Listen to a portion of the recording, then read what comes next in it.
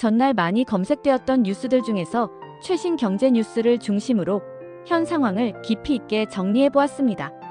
최근의 대외 무역 현황부터 정부 정책, 시장의 이슈, 그리고 환율 등 부동산에 실질적인 영향을 줄 수 있는 모든 분야를 빠짐없이 다뤄보겠습니다.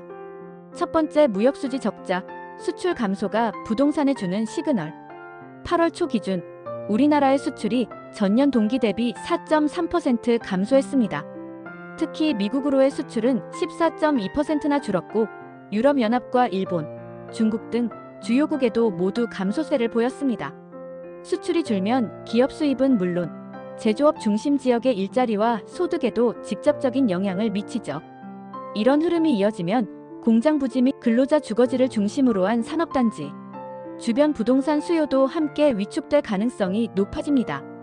게다가 수입액도 13.6%나 줄며 전체적으로 무역 수지가 12억 달러 적자를 기록했습니다.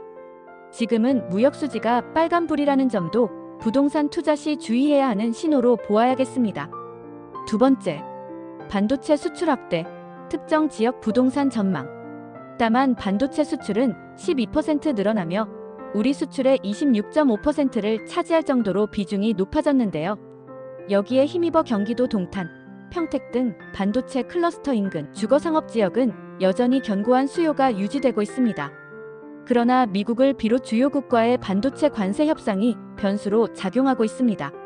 혹시 관세 불안이 장기화될 경우 이 지역 부동산의 가격 상승세도 다소 주춤할 우려가 있습니다.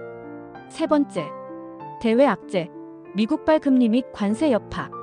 최근 트럼프 미국 대통령의 관세 관련 즉흥적 발언 등 불확실성도 시장의 불안을 키우고 있습니다.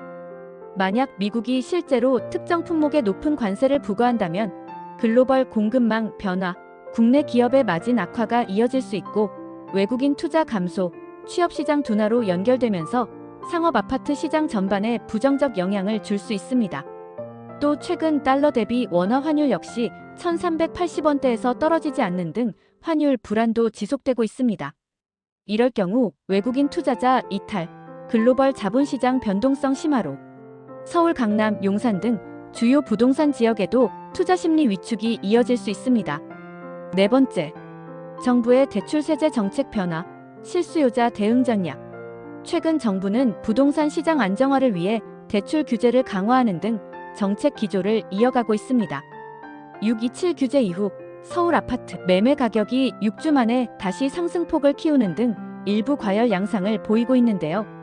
이는 전세 시장의 공급 감소, 그리고 실수요자의 매수세 유입에 따른 현상으로 해석됩니다.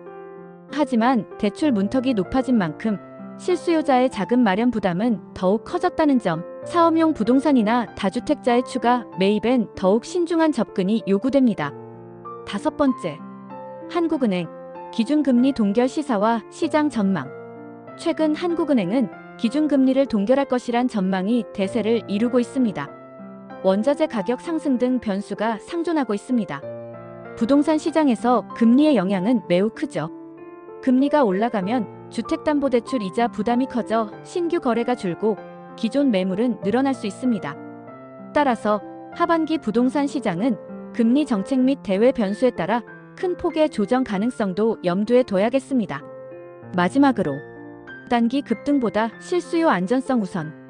전반적으로 부동산 시장은 일부 지역에선 강세지만 전체적으로는 수출 둔화, 대외 불확실성, 금융 규제 강화 등 다양한 위험 요인이 겹치면서 조심스러운 상황입니다. 특히 환율, 무역 수지, 반도체 산업의 움직임이 앞으로 최소 6개월에서 1년간 부동산 시장 분위기와 투자 심리에 중요한 변수가 될 것입니다. 따라서 단기 급등이나 투기성 매수보다 생애 최초 주택 구입, 실거주 목적 매수로 전략을 세우시는 것이 현명하겠습니다. 자, 오늘은 2025년 8월 들어 발표된 주요 경제 뉴스 중 많이 검색된 내용으로 정리해드렸습니다. 시장의 흐름, 정부 정책, 세계 경제 변수까지 꼼꼼히 체크하셔서 안전하고 현명한 부동산 전략을 세우시길 바라겠습니다. 시청해주셔서 감사합니다.